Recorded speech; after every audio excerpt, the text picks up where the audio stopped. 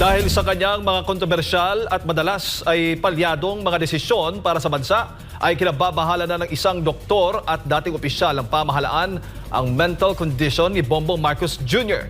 Narito balita ni Ina Martel.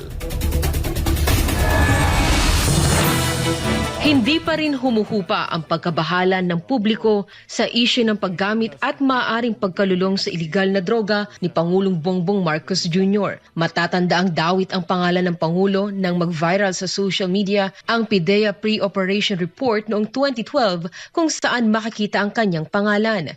Itinanggi naman ito ng PIDEA at sinabing hindi totoo ang nasabing dokumento. Pero lumantad ang dating PIDEA agent na si Jonathan Morales at pinatotohanan ang report. Sabay sabi na siya nga mismo ang umako sa nasabing pre-operation report.